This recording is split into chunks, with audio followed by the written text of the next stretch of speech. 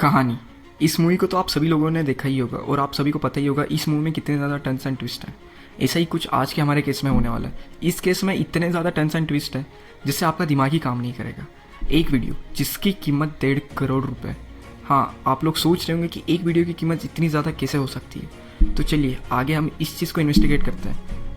मेरा नाम दीप है and welcome to unknown stories. Poona, जिसका असली नाम कार्तिका मेनन था।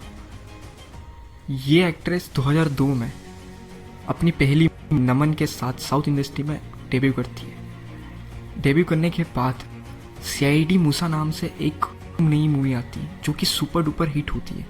इस मूवी के बाद भावना का नाम पूरी इंडस्ट्री में सबसे टॉप पर चले जाता है और उस इंडस्ट्री के जितने भी बड़े डायरेक्टर और एक्टर होते हैं वो उसके साथ काम करना चाहते थे। ये मान सकते हैं कि हम भावना के जितने भी सपने वो देखती थी वो सारे पूरे हो रहे थे और वो अपनी इंडस्ट्री की सबसे बड़ी एक्टर बन चुकी थी।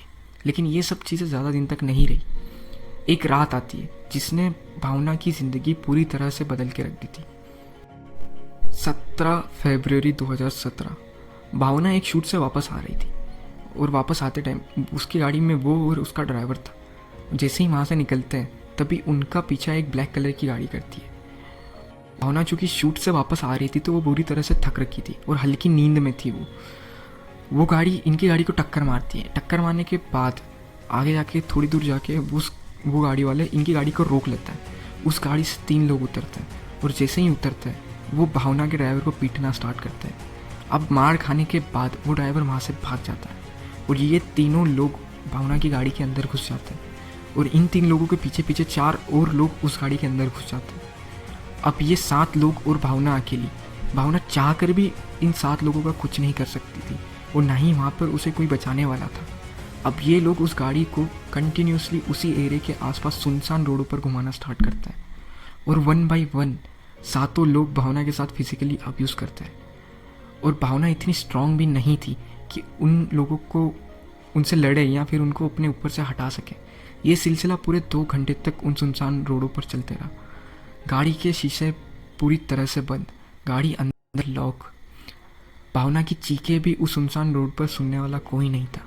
अब ये सब चीज़ें हो ही रही थी तभी उनमें से एक इंसान पल्सर सुन्नी अपना फ़ोन जेब से निकालता है और वीडियो रिकॉर्ड करना स्टार्ट करता है। भावना इस सिचुएशन में थी कि उसकी बॉडी पर एक भी कपड़ा नहीं था। अब भावना को इस चीज़ से गुस्सा आ जाता है और वो फ़ोन छुड़ाने की कोशिश करती है।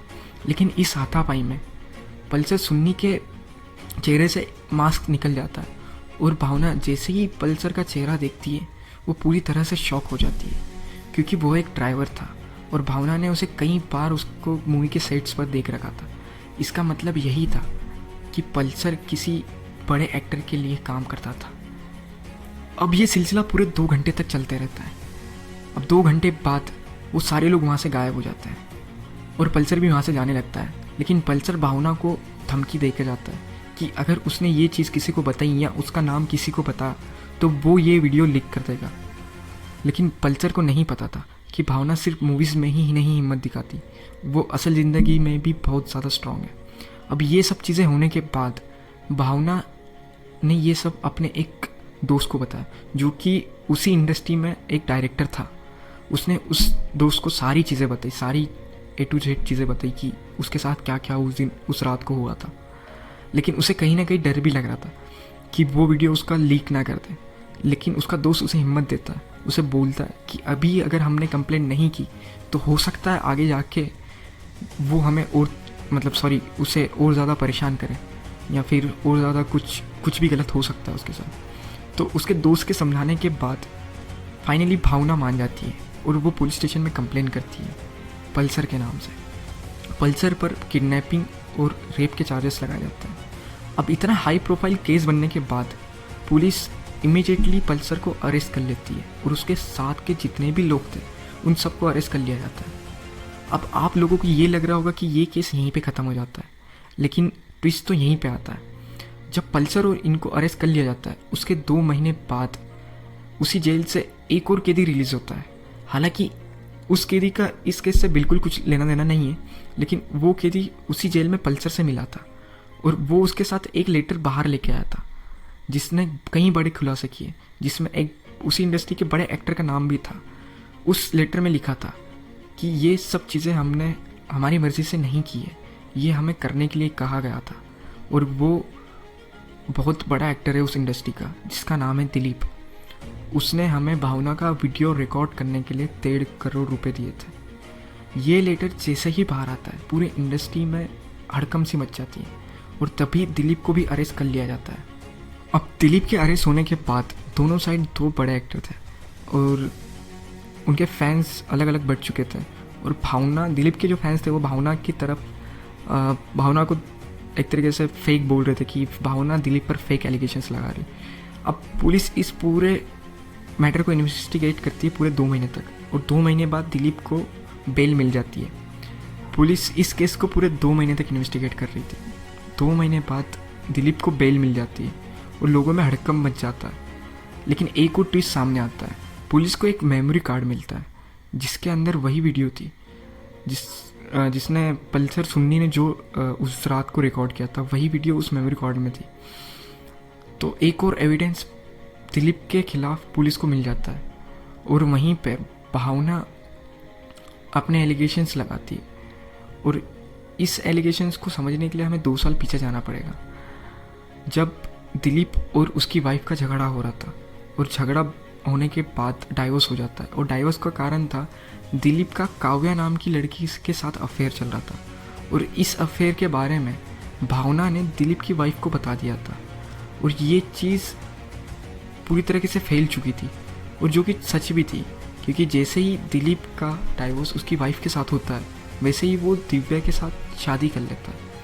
और भावना का यही कहना था कि दिलीप ने मैंने उसकी वाइफ को उसके अफेयर के बारे में बताया, इसलिए दिलीप ने जलन की इससे ये सब चीज़ें मेरे साथ उसने की। दिलीप अपने पैसों और पावर के दम पर, पॉलिटिक्स बैकग्राउंड के दम पर बाहर आ गया था।